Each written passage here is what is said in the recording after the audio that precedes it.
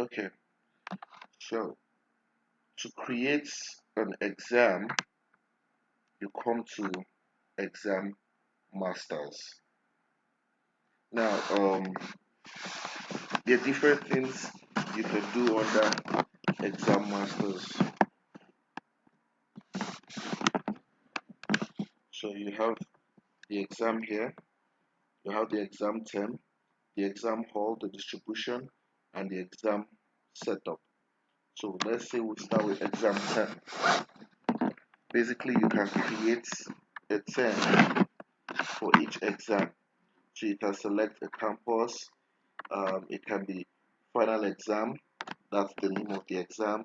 It could be second exam, first exam, depending on which exam and you save. It would appear here with the name of the campus. Then where you're going to write the exam, it's important. So you select your campus, um, the hall where the exam is going to be written. If it's a physical exam, you put the name of the hall. If not, you put the number of seats that are available, which is how many people are going to partake of that exam. You put it here and you click on save. It would appear here.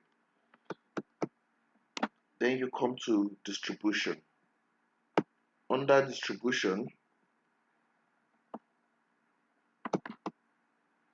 you pick what you want to call the exam, be it objectives, theory, any distribution at all you want to be seen in your exam. Let's say you have a division of continuous assessment for a particular mark, you have attendance, and you have final exam. You can create those 3 mark distributions over here. So you just write their names and create them.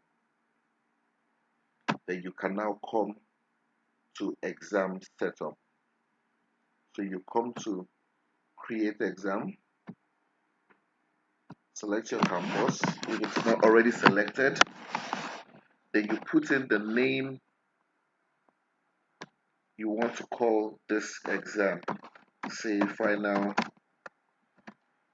exam. You select the term. Remember that term that you created at the beginning? You select the type. Is it marks or is it grades? As if you're using a GPA system, or are you using both where it does a mark and a grade depending on which one you're doing. Now remember that mark distribution I told you had created. This is where you now put it.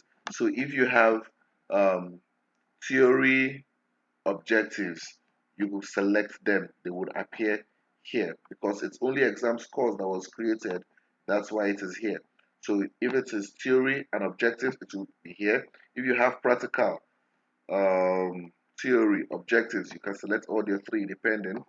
Then you can simply save to create that exam. Once you have done that, you come to the exam schedule and you say add schedule. So you want to create when the exam will be held. So if you select, you will see that exam you had created. You choose the exact program you're setting up the exam for, the session at which it is going to run. Then you filter. Once you filter, it would create something down here for you. You can see we have ministry gifts, which is the only one that we've created here. So we'll put in the date of the exam, the starting time, the ending time. Then we can select the hall from any of the halls we've created. Then we can put in the scores. So we'll put in exam scores. This is the full mark of the score. Let's say the full mark is 100 and pass mark is 60. So anybody that gets 60 gets a pass mark and we save. It would create that exam as a schedule. So if you have done that and you come here, let me use Hope Hall, you come to schedule, you'll be able to see the schedule of an exam you have created. So let's look at PGD, this session, filter. So you can see this is the schedule that has been created for Hope Hall. And you can see it will show you the time, everything about it. It can be printed. So this is how you can create an exam schedule.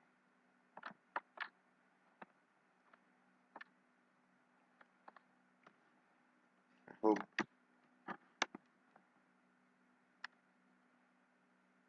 so. We can simply close this. Now, once you've done that, you can then come here to marks. Say um, mark entries. Let me still use Hope Hall because it has more details that you can see. So we can choose any of them and choose the course, and I say filter. Now once I do this, all the students would appear. So if the student is absent, I can click is absent.